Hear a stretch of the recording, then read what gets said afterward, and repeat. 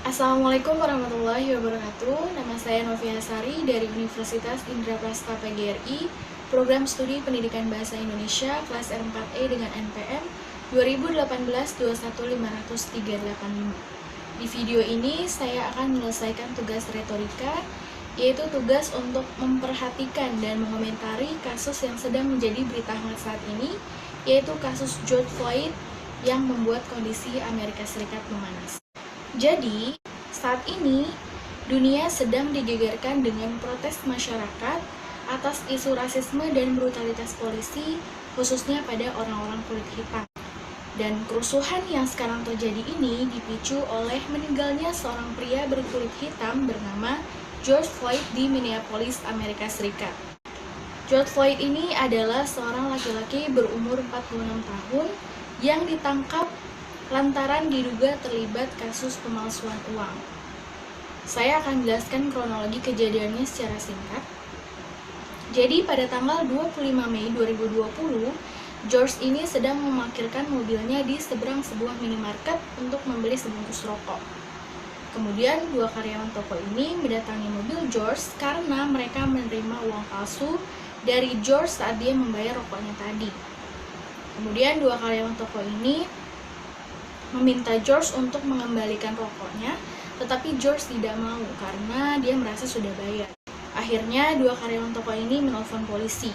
Sampai akhirnya polisi datang ke TKP, dan saat polisi datang, George ini sedang duduk di dalam mobilnya. Dan entah kenapa, polisi tiba-tiba mengeluarkan senjatanya dan menarik paksa George untuk keluar dari mobilnya dan langsung memborgolnya. Dan pada saat itu George bersikap tenang dan tidak melakukan perlawanan. Lalu polisi mencoba membawanya masuk ke dalam mobil polisi, tetapi George menolak karena George mengaku bahwa dia memiliki fobia terhadap ruang sempit. Perdebatan pun terjadi sampai akhirnya polisi menarik George sampai jatuh ke aspal dan menindih leher dengan lututnya selama kurang lebih 9 menit. George sempat memohon-mohon agar polisi memberinya kesempatan untuk bernapas, namun rintihan Floyd tidak digubris sama sekali. Hingga akhirnya George kehilangan kesadaran diri dan meninggal dunia. Warga yang ada di sekitarnya hendak membantu George dan meminta polisi untuk melonggarkan tindakannya, namun petugas menghalanginya. Dan kejadian ini terekam oleh warga dan menjadi viral di media sosial. Video itu kemudian memicu kemarahan publik. Aksi unjuk rasa dan kekerasan pecah pada Selasa 26 Mei 2020 waktu setempat. Mereka menuntut pertanggungjawaban pemerintah dan pihak kepolisian. Tapi, apakah semua momen ini hanya ditujukan untuk George Floyd saja? Tidak.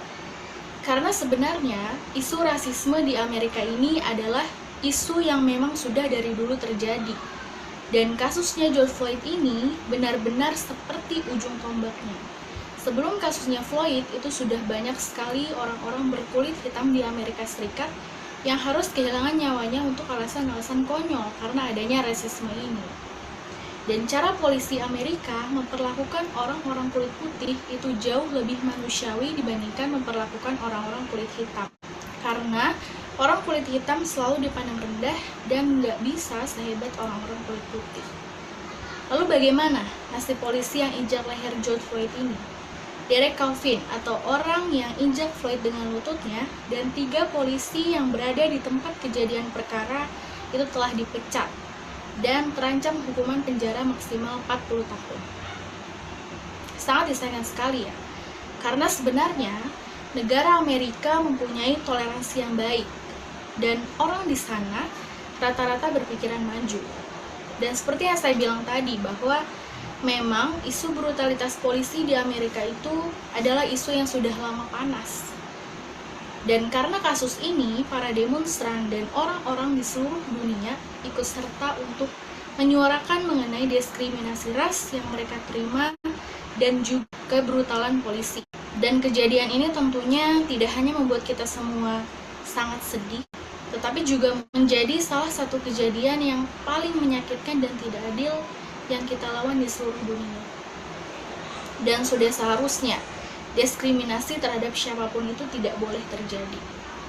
Walaupun pada kenyataannya yang menjadi korban tersebut melakukan kesalahan, tetapi sebagai penegak hukum atau pihak kepolisian sudah semestinya lebih mengerti hukuman yang harus diberikan.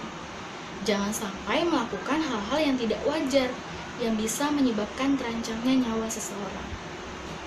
Apalagi taktik yang digunakan Coffin dengan berlutut di leher George itu tidak diajarkan sama sekali atau dikenai sanksi oleh agen kepolisian manapun.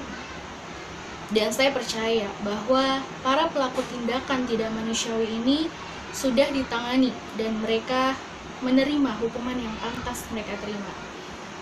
Dan pelajaran yang bisa diambil dari kasus George Floyd yang didasari ketidakadilan ini baik kepada semua pihak termasuk pemerintah, yaitu dengan membangkitkan kesadaran kita untuk menghentikan rasisme terhadap orang kulit hitam. Bukan hanya itu saja, tetapi juga dalam hal perikemanusiaan dan hak asasi tanpa membeda-bedakan warna kulit, ras, gen, dan lain-lain.